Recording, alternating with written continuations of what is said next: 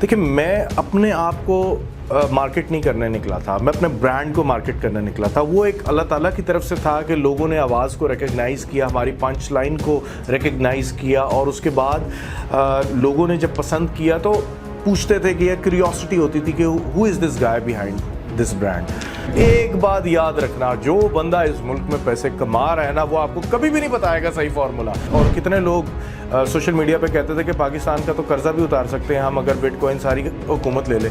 आज तो बिल्कुल ख़त्म हो गए होते हैं अगर ले लिया होता। मैं हमेशा यही कहता हूँ, भाई आपका नुकसान नहीं होगा, नुकसान होगा तो मैं अपना बर्दाश्त कर लूँगा, बल्कि बर्दाश्त क्या करूँगा, मैं गले लगा लूँगा। इनफैक्ट मैं तो समझता हूँ कि फ्यूचर में ये जो मेटावर्स है, इसके ऊपर भी सेगल मोटर्स आपको मिलेगी, जहाँ पर आप VR ग्लासेस पहनेंगे और आप सारे स्टोर का विजिट करके वहाँ से आप प्रोडक्ट्स खरीदेंगे और टक करके आपके घर पर डिलीवर हुआ करेगी। जहाँ मैं 13 साल में एक सेकंड के लिए भी नहीं रुका, मेरी consistency, never giving up attitude हमेशा रहा है, तो मैं इंशाल्लाह जब तक ज़िंदगी है, जब तक हिम्मत है, तब तक आगे बढ़ते रहेंगे, कोशिश करते रहेंगे। मेरा ख्याल है अब लाहौर कवर कर लिया हमने, अब नेक्स्ट इंशाल्लाह we are planning for Islamabad. अच्छा साद भाई, अब हमारे इस पॉडकास्ट का या इंटरव्यू का एक बड़ा फेमस क्वेश्चन है, और वो क्वेश्चन ये है कि आपका segalmotors.pk का एनुअली टर्नओवर क्या है? गाइस, जैसा कि आपने देखा, आज के इस स्पेशल एपिसोड के स्पेशल गेस्ट हैं the one and only Saad from segalmotors.pk। आपने ये 30 to 32 मिनट्स की जो एपिसोड है ये एंड तक देखनी है। इसमें हमने बात की किस तरीके से किसी भी बिजनेस को सोशल मीडिया के साथ एसोसिएट करके बहुत जल्दी ग्रो किया जा सकता है। इसमें हमने उनकी कुछ पर्सनल जिंदगी के बारे में भी क्वेश्चंस किए। होपफुली आपको ये इंटरव्यू बहुत पसंद आएगा। आपने इसको एंड तक देखना है और फिर अपने दोस्तों के साथ भी लाजमी शेयर करना है। So without wasting any single second, चलते हैं इंटरव्यू की तरफ। सो गाइस, वेलकम करते हैं साद फ्रॉम segalmotors.pk। अस्सलाम वालेकुम साद भाई। वालेकुम सलाम, कैसे हैं आप? अल्हम्दुलिल्लाह ठीक ठाक। साद भाई, थैंक यू सो मच हमें टाइम देने के लिए और हमारी ऑडियंस के लिए एक टाइम सेपरेट करने के लिए। साद भाई, शुरू करते हैं आज का इंटरव्यू। मेरा आपसे सबसे पहला क्वेश्चन ये है कि जब भी कई हम ये सुनते हैं ना कि एक ऐसा बिजनेसमैन है जिसकी एक सिटी में 9 ब्रांचेस हैं और उसने एक बिजनेस एम्पायर खड़ा कर दिया, तो हमारे ज़हन में ये आता है कि यार एक ऐसा बंदा होगा जिसकी एज शायद 50 साल होगी, 55 साल होगी। तो आप फर्स्ट ऑफ ऑल ये बताएं कि आप क्या वाकई इस बिजनेस के ओनर हैं, या आपके साथ कोई बड़े बड़े पुराने बाबे कुछ पार्टनर्स में हैं, या फिर ये आपके फादर का बिजनेस है, आप इसको ओन करते हैं या नहीं करते? भाई मैं 50 साल का तो बिल्कुल नहीं हूँ, सबसे पहला। वो तो नजर भी आ रहा है, आप तो माशाल्लाह 25 और 30 के लग रहे हैं। अब मैं ये कॉम्प्लीमेंट लेके जाऊंगा। साथ पता क्या है, I started this business from scratch. जब कार एक्सेसरीज की दुनिया में कोई वैरायटी नहीं होती थी, वही कन्वेंशनल मेथड, मंटगोमरी रोड के ऊपर जाना और सारा दिन जलील होना, लोगों के लिए ना वक्त के साथ साथ टाइम निकालना मुश्किल हो गया। ट्रैफिक वहाँ पर है, वहाँ पर वो फेरी वाले रोक रहे होते थे। तो मैंने I have served like 6 to 7 years at Montgomery road, लेकिन मैं कभी ये डाइजेस्ट नहीं कर सका कि यार फ्यूचर में क्या होने वाला है। मैं खुद कभी अपनी गाड़ी का काम, अगर मैं इस फील्ड से रिलेटेड ना होता तो यहाँ कभी भी ना आता। तो मुझे बाहर निकलना था, और बाहर निकलने के लिए सबसे पहले आपको एक ब्रांड बनना पड़ता है कि अगर आप कहीं भी किसी भी कोने में अगर कोई आउटलेट खोलते हैं तो लोग सारे वहाँ पर आएँ। तो अल्हम्दुलिल्लाह हम सक्सेसफुल हो गए। वो तो शुरुआत 2010 से की थी, आज 2013 आ गया, 2023, अब देख लें आप 13 साल हो गए। तो इस फील्ड के अंदर अल्हम्दुलिल्लाह कंट्रीब्यूशन हमारी जो थी वो यही थी कि मैं ये समझता हूँ कि लोगों के लिए एक्सेसिबल चीज़ों को करना और वैरायटी को एक्सटेंड करके हर चीज़ अवेलेबल करना, ये सक्सेस स्टोरी है। जब आपके पास वैरायटी ज़्यादा होगी, ऑप्शन ज़्यादा होंगी, तो कस्टमर्स भी ज़्यादा से ज़्यादा आते हैं। सो क्वेश्चन साथ भी वही है कि you are the sole owner of this business, या आपके फादर का, फैमिली का ये सेटअप है? अल्हम्दुलिल्लाह I am the sole owner, और फादर साथ में कनेक्टेड है, बिल्कुल, भाई भी कनेक्टेड है, और हम लोग कोई और थर्ड पर्सन यहाँ पर नहीं है इसके अंदर। स्टार्ट जो हमने किया वो भी इस तरह से किया कि टोयोटा पार्ट्स का काम करते थे हम, और वो एक्सपेरिमेंट फेज़ होता है ना आपका, जहाँ पर आपको समझ नहीं आ रही होती डायरेक्शन, तो बस वो थी। तो 2013 से कार एक्सेसरीज़ के अंदर आ गए हम, और फिर इंपोर्ट करना शुरू कर दी।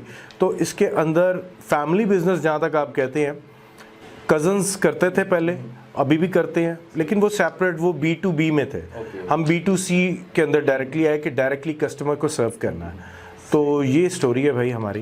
तो साथ भाई जब आपने स्टार्ट किया, आज से आप कह रहे हैं 13 साल पहले आपने शुरू किया था, तो उसी टाइम आपका क्या यही विजन था कि यार आज से 13 साल बाद मेरी इतनी ब्रांचेज होंगी, मैं पूरे लाहौर में या मतलब पाकिस्तान का सबसे बड़ा ऑटो पार्ट्स का एक ब्रांड बन जाऊंगा? उस टाइम पे आपका क्या यही विजन था? ख्वाब तो यार बड़े बड़े ही देखे थे हमेशा, और अल्लाह का शुक्र है वो पूरे भी हुए हैं। लेकिन ये था कि सच माने तो इतना आगे का नहीं सोचा हुआ था। ख्वाब बड़े ज़रूर थे, लेकिन यहाँ तक नहीं सोचा कि अल्लाह ताला कहाँ से कहाँ लेके जाएगा। तो वो उसकी बड़ी खुशी होती है कि आप वक्त के साथ साथ सीखते हैं और ये आइडियाज़ आपको आते हैं कि लेट्स स्टार्ट एक्सपेंडिंग। अब अगर आज आप मुझसे पूछें तो आज मेरा विज़न है कि ग्लोबल जाना है, दुनिया भर में हो। तो अभी बहुत टाइम बचा है, अगर तो इकोनॉमी हमारी स्टेबल रही तो इंशाल्लाह पाकिस्तान के अंदर भी एक्सपैंड करेंगे, ग्लोबलाइज भी करेंगे इसे। इंशाल्लाह गाइस, इतनी बड़ी बात है, एटलीस्ट लाइक तो बनता है इस वीडियो पे। अच्छा साथ भाई, अगला क्वेश्चन मेरा ये है कि कुछ जो स्टूडेंट्स होते हैं ना, बच्चे होते हैं अभी पढ़ रहे होते हैं, उनके फादर का ट्रेडिशनल बिजनेस होता है, जिस ट्रेडिशनल वे में आपने शुरू किया था उस तरीके से उनके फादर्स के बिजनेस होते हैं। लेकिन जब उनके फादर उनको इम्पोज करते हैं कि आपने मेरे ही बिजनेस में आना है, तो वो भागते हैं, कहते हैं नहीं यार आजकल सोशल मीडिया का दौर है, मैं NFTs में जाऊंगा, मैं क्रिप्टो में जाऊंगा, मैं जो हूँ वो ई कॉमर्स करूंगा, मैंने ये ट्रेडिशनल वे में दुकानदारी, सुबह आना रात को जाना और पूरा दिन दुकान पे अपना फेस की वजह से अपना बिजनेस ग्रो करना, इस काम में मैं नहीं आता। तो आपका क्या ख्याल है कि एक जो बच्चा है वो उसको ऑफर मिल रही है कि वो फैमिली बिजनेस पे आए, और दूसरी तरफ उसके पास ऑप्शन हैं कि वो सोशल मीडिया और ये जो टोटल डिजिटल बिजनेसेस आजकल आए हुए हैं उनकी तरफ जाए, या अपने फैमिली बिजनेस को भी वो इसी तरीके से ग्रो कर सकता है सोशल मीडिया को यूज़ करके? लेकिन जो फैमिली की तरफ आते हैं ना, जो फैमिली बिजनेस को ज्वाइन करते हैं, वो लॉन्ग टर्म बिजनेस में जा रहे हैं। जो अगर आप ये क्रिप्टो और ये डिजिटल जितनी भी आजकल वीडियोस आपको मिल रही होती हैं कि मैंने तो एक रात में इस तरह पैसे कमा लिए, मैंने तो उस तरह कमा लिए, मोनेटाइजेशन से चेक करो मेरे कितने पैसे आ रहे हैं, यार ये शॉर्ट टर्म मनी है। क्रिप्टो के अंदर कभी ऊपर है कभी नीचे है, इसको मैच्योर होने में बड़ा टाइम लगना है इस चीज़ को। फैमिली बिजनेस में आपको फ़ायदा होता है, आपको गाइडलाइंस मिलती हैं, आपको गाइडेंस, एक्सपीरियंसेस होते हैं। याद रखिएगा, एक्सपीरियंस से बढ़ के कोई चीज़ नहीं है। अभी क्रिप्टो में बहुत से ऐसे लोग थे जो कि एक्सपीरियंस्ड बन रहे थे और वो भी भाग गए अब, क्योंकि ये चीज़ें ज़्यादातर सस्टेन नहीं करती हैं। शॉर्ट टर्म शॉर्टकट मार के पैसे जो आते हैं, रातों रात अमीर होना है जिन्होंने, बात यह है वो बाद में पछता रहे होते हैं।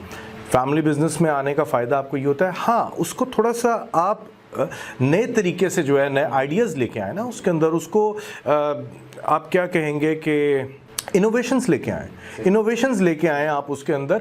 ज़रूरी नहीं है कि आपके अगर वालिद साहब जो है उसी तरह ट्रेडिशनल पुराने वक्तों के लिहाज से अगर कारोबार को चला रहे हैं तो आप भी वही करेंगे। आप उनको समझाएं कि आजकल ये दौर है, अपने सिस्टम को ERP पे लेके जाएं, एक्सपेंशन कैसे करनी है, वो आइडियाज़ आपकी। फिर एजुकेशन का क्या फ़ायदा, या अगर आप पढ़ लिख के वही करना है आपने, तो फिर उसमें कोई चेंजेस नहीं लेके आ सकते, डेवलपमेंट नहीं लेके आ सकते, तो फिर आप में एजुकेशन जो हासिल किया उसमें क्या फ़र्क रह गया, जो कि ना लेके भी उसी तरह एक एम्पायर खड़ा कर दिया उन्होंने। सो आपको चाहिए कि आप उसको इस डायरेक्शन में लेके जाएं जो कि अब तक नहीं हो। Think out of the box, बड़ा सोचें कि यार इसको मैं डिजिटल प्लेटफॉर्म्स पे कैसे लेके जा सकता हूँ। अगर आप क्लोथिंग की लाइन में हैं, एक फैक्ट्री चला रहे हैं, तो आपने उस फैक्ट्री से रिटेल आउटलेट्स की तरफ जाना है, या उसको एक्सपोर्ट कर रहे हैं तो आपने किस तरह से मार्केट करना है। इस तरह की बहुत सी बड़ी मिसालें हैं जो कि लोग कर रहे हैं, और मैं समझता हूँ कि ये तो आगे फ्यूचर में जितने भी स्टूडेंट्स हैं उनको सबसे पहले तो जो एक्सपीरियंस जो उनके वालिद साहब हैं उनके साथ ज्वाइन करना चाहिए। वजह ये है वो हमेशा सही गाइड करेंगे उनको, और मैं समझता हूँ कि इससे बड़ा एसेट और कोई नहीं हो सकता। आज के दौर में कोई आपको गाइड नहीं करता सही तरीके से। साथ में आपके इस पॉइंट से ये अंडरस्टैंड मैंने किया है कि अगर हम अपने फादर के बिजनेस में जाते हैं तो वो ऑलरेडी बेस उसकी बनी हुई है, उसको हमने फिर उसके बाद ग्रो ही करना है, दोबारा से स्क्रैच से एक बेस बनाना। आपको पता है बिजनेस में अच्छा खासा टाइम लग जाता है। इस लेवल के ऊपर अगर है ना तो आपने इस लेवल तक पहुंचाना है, वरना जो नए तरीके से आप करोगे वो आपको स्क्रैच से स्टार्ट करना, और यहाँ तक पहुंचते ऊपर नीचे आप हो रहे होंगे। इस लेवल से आपको जब ऊपर जाना है वो ज्यादा आसानी है आपके लिए। लेकिन साथ भी आपने शायद ये भी देखा हो कि हमारे देखते ही देखते, मतलब जब आपने 13 साल में यहाँ तक अल्हम्दुलिल्लाह माशाल्लाह पहुंचाया है, लेकिन आपने कुछ ऐसे यूट्यूबर्स देखे होंगे यार जिनको सिर्फ 4 साल हुए हैं, and they have reached from scratch to even like land cruisers, और इस तरह से भी आपने कुछ यूट्यूबर्स देखे होंगे। तो सोशल मीडिया में कहीं ना कहीं एक स्कोप तो है, हम इसको मानते हैं, शायद आप भी मानते हो, एटलीस्ट मैं ज़रूर मानता हूँ। लेकिन आपको क्या लगता है कि कहीं फिर स्टूडेंट की गलती होती है कि क्या वो शॉर्टकट की तरफ जा रहा होता है, उस वजह से वो फेल होता है, या वो सही स्ट्रेटजीज़ को अंडरस्टैंड नहीं कर पा रहा होता? ऐसा क्या है कि वो सोशल मीडिया के डोमेन में आता है तो वहाँ पर भी वो फेल हो जाता है? देखिए, सबसे पहली बात मैं एग्री नहीं करता कि ये जितने भी लोग हैं सोशल मीडिया पे, यूट्यूबर्स हैं सारे, सबकी इज़्ज़त करता हूँ मैं, लेकिन इन सब का अगर आप स्टार्ट देखते हैं तो किसी ने रोस्टिंग करके कमाया नाम, किसी ने जो है डांस करके बनाया।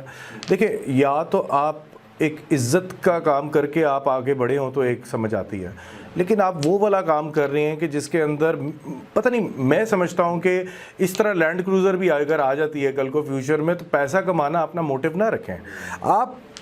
ये बहुत बड़ा एक अलमिया है कि सबको अमीर होना है, सबको पैसा कमाना है। पैसा सब कुछ नहीं होता। जब एक पॉइंट पे आके आपके पास पैसा आ जाता है ना, तो उसके बाद आप सोचते हो कि यार ये इसकी वैल्यू वो नहीं है जो हम समझ रहे थे।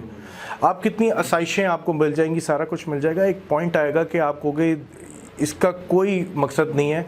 असल ये वो वाली बात है कि हम जिस तरह अब डायरेक्ट B2C में है कि कंज्यूमर को हमने सेटिस्फाई करना है, मेरी एक खुशी और होती है, वो जो एक खुशी मिलती है ना, कस्टमर को सेटिस्फाई कर रहे हैं हम उसको, वो खुशी से बता रहा है कि मैंने आपसे ये चीज़ खरीदी है, लगवाई है, वो एक डिफरेंट स्कोप है। जैसे साथ भाई आप ऑफ द कैमरा बता रहे थे वो फीमेल्स वाली बात कि फीमेल्स भी अब शॉपिंग करने आ सकती हैं जस्ट बिकॉज कि आपने इस तरह का सिस्टम और प्लेटफॉर्म उनको प्रोवाइड कर दिए।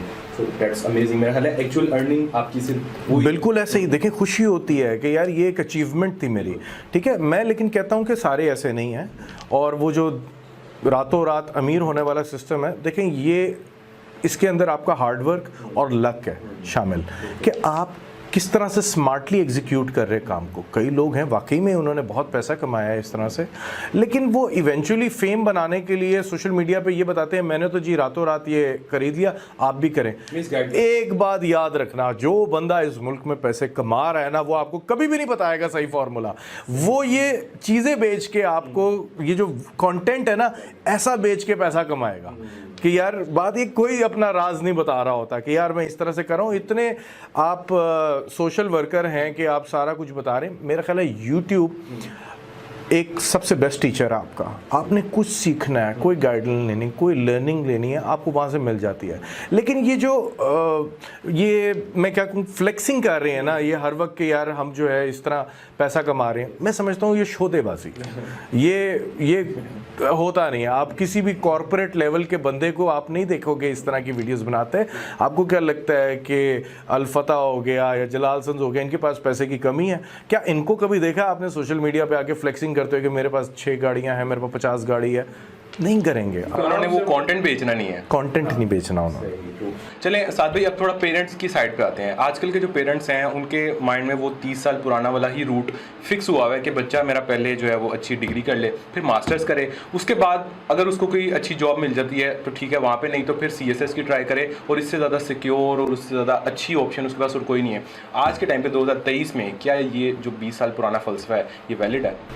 मैं समझता हूँ कि अगर तो पेरेंट्स देख रहे हैं कि आगे फ्यूचर क्या, देखिए उनकी आगे जो विज़न है ना, उनसे आगे बढ़ के कोई नहीं होता। मैं समझता हूँ वो सही कहते हैं, लेकिन कई लोग हैं वो ट्रेडिशनल स्टाइल से ही कहते हैं रिस्क टेकर नहीं होता है। जब रिस्क टेकर कोई नहीं होता ना, और डर रहा होता है कि यार मेरी जमा पूंजी सारी ज़िंदगी की है और ये कह रहा है कि एक नए आइडिया में इन्वेस्ट करने जा रहा है, तो फिर उनको ये प्रॉब्लम होती है कि यार ये ना हो कि ये सब कुछ ख़त्म करते हैं। एक तो मैं पेरेंट्स को कहूँगा ट्रस्ट योर किड्स। अगर तो उसके इंस्टिंक्ट्स कह रहे हैं कि यार मैं एक अच्छी जगह इन्वेस्ट करने जा रहा हूँ तो होगा, अगर नहीं तो फिर मैं समझता हूँ कि इसके अंदर दोनों तरफ से गेम होती है। भाई बात यह है कि आप अगर एक नया आइडिया लेके आए तो ज़रूरी नहीं है कि वो चले। कितने स्टार्टअप्स हैं जो कि सक्सेसफुल हुए हैं, कितने हैं जो फेल हो गए हैं, तो ज़रूरी नहीं है। बिजनेस रिस्क का नाम है। अगर आप कोई नए आइडिया के साथ आपको लगता है कि आप कोई प्रॉब्लम सॉल्व कर रहे हैं आपकी सोसाइटी के अंदर और इससे कोई डेवलपमेंट हो रही है, फ्यूचर इसका ब्राइट है, तो फिर ज़रूर करें। ठीक है, तो साथ भाई अब देखें, मैं आपकी बात से ये समझ पाया हूँ कि अगर हमने अपने पेरेंट्स को कन्विंस करना है, हमें कुछ रिजल्ट उनके सामने पेश करना पड़ेगा, ना कि सिर्फ अपनी जिद और अपने इमोशंस के नहीं मैं कर लूँगा, आप तो मेरी बात ही नहीं सुनते, आप तो मेरा पॉइंट ही नहीं समझते। आई थिंक सो कि पेरेंट्स को ट्रस्ट करना चाहिए पहले 10,000 रुपये देके कि यार तू इसको 10 के 12 तो कम से कम बना के ला, फिर चले 1 लाख तुझे दूंगा, तू 1 के 1 20 तो कर यार, तू मेरे से 2 करोड़ मांग रहा है, मैं तुझे कैसे 2 करोड़ दे दूँ? ठीक है, पहले थोड़ी सी तो मुझे प्रूफ तो कर अपने आप को। आई थिंक सो कि ये सबसे बेहतरीन स्ट्रेटजी है। उसके बाद कोई भी पेरेंट्स आपको मना नहीं करेंगे जब उनको पता होगा यार बच्चा काबिल है और इसने मुझे प्रूफ भी करके दिखाया। देखिए, हर पेरेंट का ख्वाब होता है कि उनका बच्चा उनसे ज़्यादा तरक्की करे। वो वाहिद एक ऐसा रिश्ता है जिसमें कि वो उससे जेलस नहीं होगा उसकी तरक्की से, बल्कि फ़ख्र महसूस करेगा। और दूसरा ये है कि अगर आप कोई आइडिया पिच करें तो 90% लोग पता क्या करते हैं, मेरे दोस्त ने ये किया है और वो कह रहा है कि इन्वेस्ट कर दो मेरे काम में। यार ये जो है ना प्रॉब्लम, ये सबसे बड़ा है।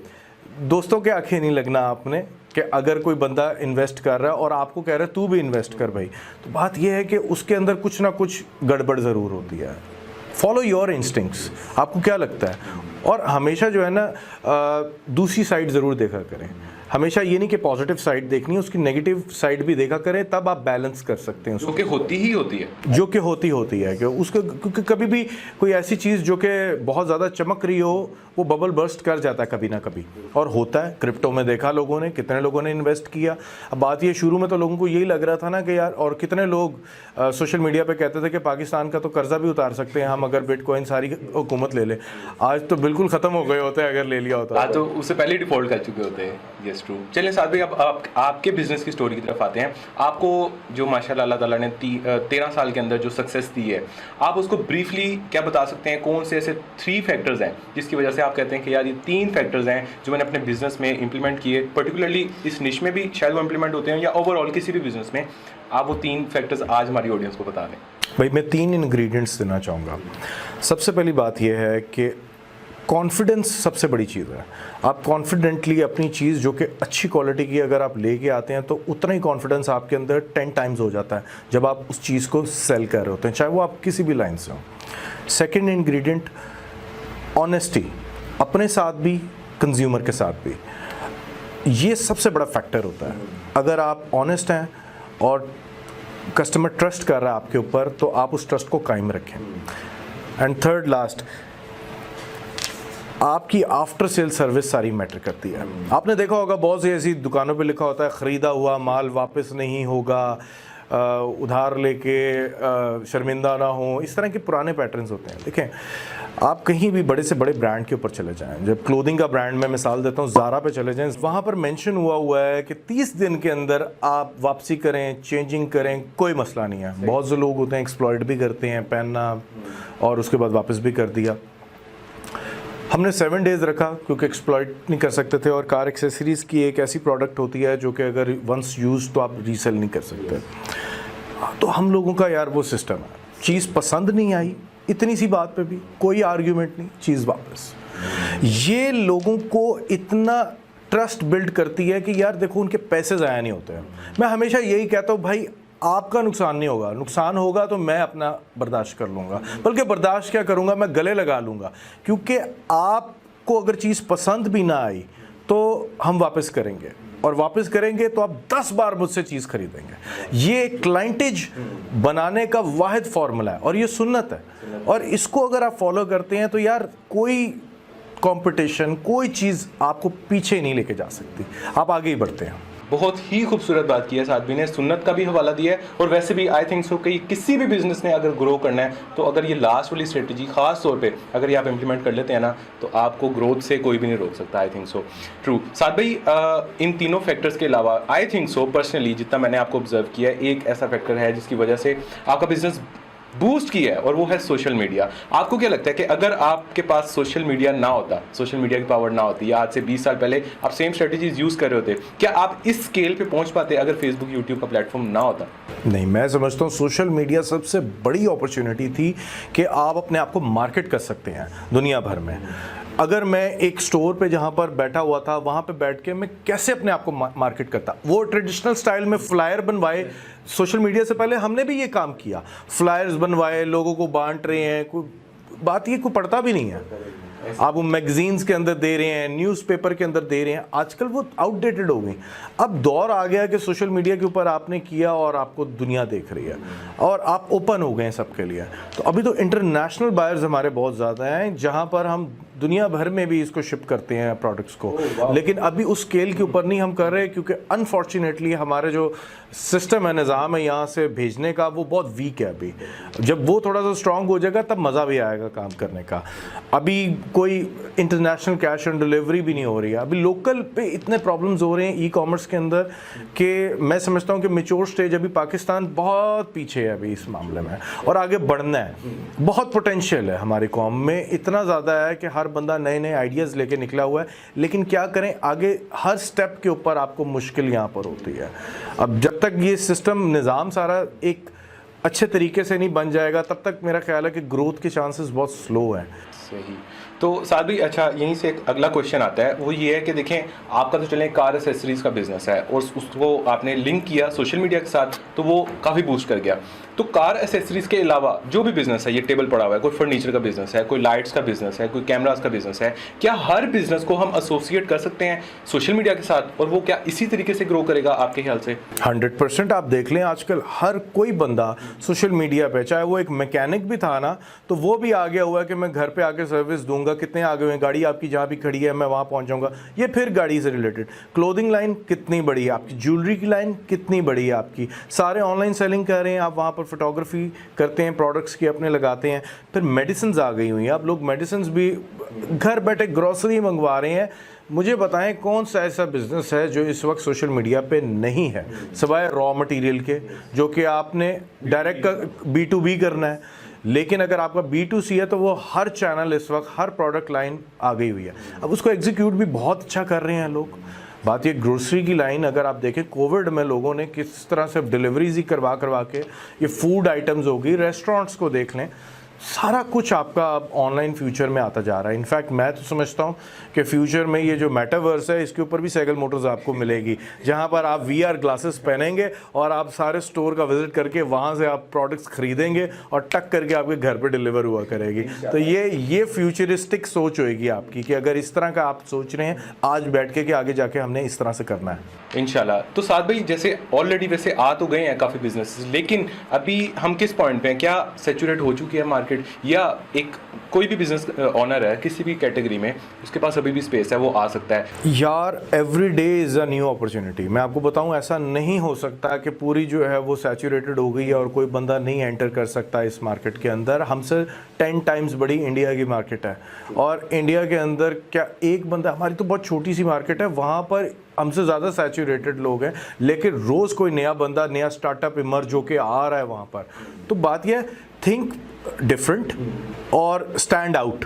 आप कुछ ऐसा आइडिया लेके आओ कि जो पहले नहीं हुआ तो वो क्यों नहीं सक्सेसफुल होगा। लोग एंटर करते हैं मार्केट में, हो सकता है आज सेगल मोटर्स का नाम है तो कल को कोई और नया बंदा आ जाए, कोई हमसे बेहतर आइडिया लेके आ जाए तो वो आगे निकल जाएगा। लेकिन फिर हम भी अपनी दौड़ में हैं, हम लोग कैसे पीछे रहेंगे? जहां मैं 13 साल में एक सेकंड के लिए भी नहीं रुका, मेरी consistency, never giving up attitude हमेशा रहा है, तो मैं इंशाल्लाह जब तक ज़िंदगी है, जब तक हिम्मत है, तब तक आगे बढ़ते रहेंगे, कोशिश करते रहेंगे। सही, ज़बरदस्त, बेहतरीन स्ट्रेटजीज हमें साथ भाई ने दी हैं। अब थोड़ा सा एक पर्सनल क्वेश्चन पे आते हैं। साथ ही पहले हम आपकी सेगल मोटर्स के पेज पे वीडियोस देखते थे, उस पर आपका फेस नहीं सामने आता था, आप कैमरे के पीछे से ही आते थे, और जैसा हम पहले बात कर रहे थे, लोगों को नहीं पता था कि आप कौन हैं, एज कितनी है। तो अब फेसलेस वीडियो से अब हमने आपको देखा, आप पॉडकास्ट पे आना शुरू हुए, आप यूनिवर्सिटीज़ में जाके बच्चों को सिखा रहे हैं, लेक्चर्स वगैरह दे रहे हैं, इवन अब मेरे इंटरव्यू में आप हमारे सामने बैठे हैं। तो क्या वजह है कि पहले फेसलेस थे तब किसी चीज़ के बारे में क्या आप स्केप्टिकल थे, या अब अगर आप आ गए हैं अपने फेस के साथ तो अब जो है आपको कोई नई अपॉर्चुनिटीज़ नज़र आ रही हैं? क्या रीज़न है, थोड़ा सा एक्सप्लेन करें। यार एक्चुअली पता है क्या है,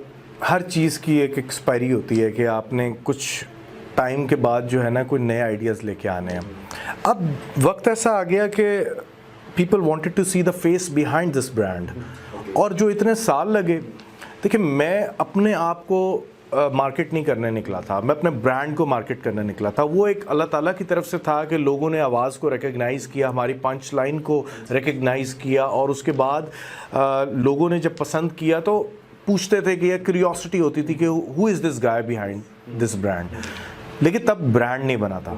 जब ब्रांड बन गया, पाकिस्तान में इस्टेब्लिश हो गया, तब आई थॉट कि why not show this to everyone, Pakistan में हर बंदा जानना चाहता है यार कि कौन सा बंदा है, एक ट्रस्ट लेवल है, लोग जानना, जो पर्सनली कस्टमर्स आते हैं, मुझसे मिलते हैं, जानते हैं, मुझको पर्सनली जानते हैं, तो वो एक बहुत अच्छी वाइब्स दे के भी जाते थे और लेके भी जाते थे। तो मैंने सोचा क्यों ना इस चीज़ को आगे बढ़ाया जाए, और फ्यूचर में नो फेस वीडियोस हो गई या फिर वॉइस ओवर्स हो गए, वो बहुत अब पीछे चले जाएंगे। मैंने कहा let start with a new idea, और ये कोशिश की ये स्टूडियो वगैरह बना के कुछ अच्छी करें, और बहुत पॉजिटिव रिस्पांस मिल रहा है, लोगों ने पसंद किया। वो एक एग्जीक्यूशन करने के ऊपर एक्सपेरिमेंट था कि अगर तो कामयाब गया तो करते रहेंगे, नहीं तो फिर वापस वॉइस ओवर के ऊपर आ जाएंगे।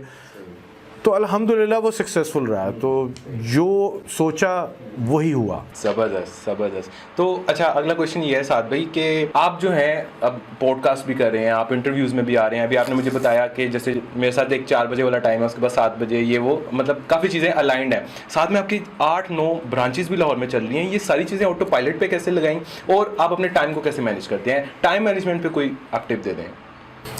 यार सबसे पहले तो मोबाइल के अंदर मैंने टू डू लिस्ट बनाई होती है डेली बेसिस के ऊपर, ताकि मुझे भूले ना कोई काम। हर एक से कमिटमेंट होती है, बल्कि आपसे जिस तरह कमिटमेंट थी, तो मैं सारे के सारे टाइम मैनेज करता हूँ। यार ये मैनेजमेंट ही तो सारी चीज़ होती है। और ऑनेस्टली स्पीकिंग, कोई मुझे शौक़ नहीं है कि मैं रेस्ट करूं, जाके घूमूं फिरूं। मेरे 18 घंटे भी अगर बिज़ी होंगे और बस 6 घंटे सोने के मिल जाएंगे, इट्स एनफ फॉर मी। मैं हर वक्त समझता हूं कि काम करते रहना चाहिए, लर्न करना चाहिए।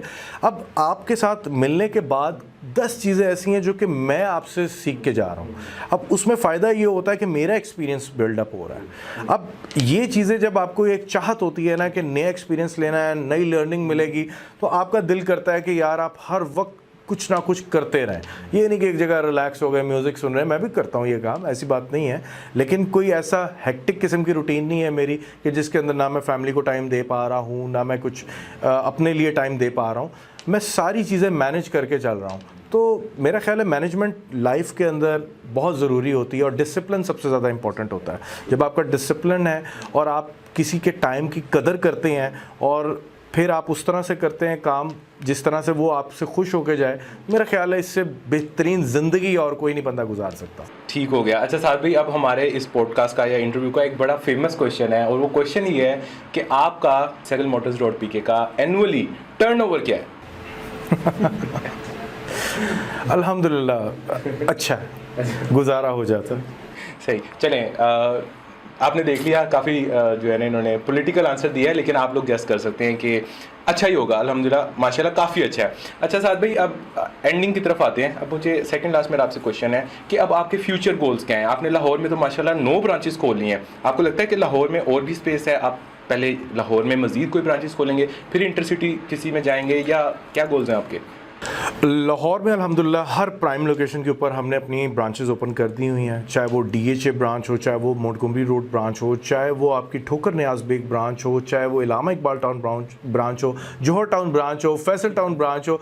तो मेरा ख्याल है अब लाहौर कवर कर लिया हमने। अब नेक्स्ट इंशाल्लाह we are planning for Islamabad. Islamabad के लोग लाइक करें इस वीडियो को, और कमेंट में भी आप लोग कितनी शिद्दत से इंतजार करें ये भी साद भाई को लाजमी बताएं, ताकि ये जल्द से जल्द इस्लामाबाद में अपनी ब्रांच खोलें। फैसलाबाद, सियालकोट हमसे बहुत करीब है लाहौर से, तो पहले हम वहाँ भी करेंगे। तो ये हमारे गोल्स हैं कि हम अब दूसरी सिटीज़ में जाएं। देखें, हमारी कोशिश ये है कि कस्टमर्स के लिए ना आना बहुत मुश्किल होता है, तो दूसरे शहर से आना, विज़िट करना। कुछ लोग हैं जो कि ऑनलाइन ऑर्डर कर लेते हैं, ज़ाहिर बात है। कुछ लोगों की सेटिस्फैक्शन नहीं होती कि फ़िट भी आपसे करवाना, इंस्टॉल भी आपसे करवाना है प्रोडक्ट, तो वो फिर टाइम निकाल के आते हैं। हम उनके लिए इतना कन्वीनियंट कर देंगे कि हम उनके पास आ जाएंगे। तो उसके लिए दूसरे शहरों में जाना बहुत ज़रूरी है। बस दुआ करें कि ये मुल्की हालात जो हैं ये थोड़े से स्टेबल हो जाएं। इंपोर्ट्स के ऊपर बहुत रिस्ट्रिक्शंस हुई हैं, लोग बॉटल नेक के ऊपर चल रहे हैं, मुश्किल हो रही है। बहुत आसान है कहना कि यार ये वैरायटी तो बहुत बड़ी है लेकिन चीज़ अवेलेबल नहीं मिल रही है, कुछ नहीं है। तो हम उसी तरह हैं जिस तरह बाकी इंपोर्टर्स हैं। हम लोग कोशिश कर रहे हैं मंगवाने की, हुकूमत की तरफ से पॉलिसीज़ इस तरह की हो गई हुई हैं कि हम लोग उम्मीद में हैं, हम सब उम्मीद से हैं कि किसी तरह ये सारी चीज़ें रिलैक्स्ड हो जाएं और वापस बैक टू नॉर्मल आ जाए सारी सिचुएशन, ताकि हम लोग मज़ीद एक नए जज्बे के साथ आप लोगों को सर्व कर सकें, ताकि हर चीज़ अवेलेबल मिले आपको। क्या बात है गाइस, बेहतरीन। लिटरली मुझे इतना मज़ा आ रहा है कि मेरा दिल नहीं कर रहा कि हम इस इंटरव्यू को ख़त्म करें, दिल कर रहा है कि और नई से नई चीज़ें मैं भी सीखूं और आप लोगों को भी सिखाऊं, लेकिन फाइनली उनका भी टाइम कीमती है, आप लोगों का भी टाइम कीमती है। तो अपना लास्ट क्वेश्चन साथ भाई से करते हैं, और वो क्वेश्चन ये है साथ भाई कि जो हमें यंगस्टर्स देख रहे हैं, इसमें कॉलेज के भी स्टूडेंट्स हैं, इसमें यूनिवर्सिटीज़ के भी हैं, और कुछ जो प्रैक्टिकल लाइफ में भी बस एंटर करने वाले हैं वो लोग भी देख रहे हैं। कोई सिर्फ 2 टिप्स दे दें उनको जो भी प्रैक्टिकल लाइफ स्टार्ट करने वाले हैं या जो कॉलेज में है, और उनको अभी से क्या चीज़ें प्लान कर लेनी चाहिए अपनी प्रैक्टिकल लाइफ के लिए। सिंपल सा और जो टू द पॉइंट एक बात है वो आप इनको समझा दें, ताकि इनके ज़हनों में आज ही वो चीज़ें बैठ जाएं।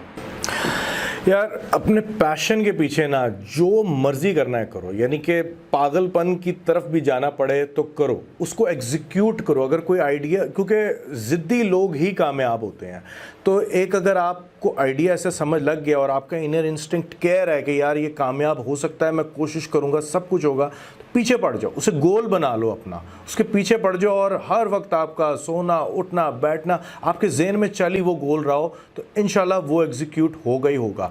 सिर्फ सोचने से कि ये करूँगा कभी, तो ऐसे नहीं चीज़ होएगी, कुछ ना कुछ करना पड़ेगा, उठना पड़ेगा।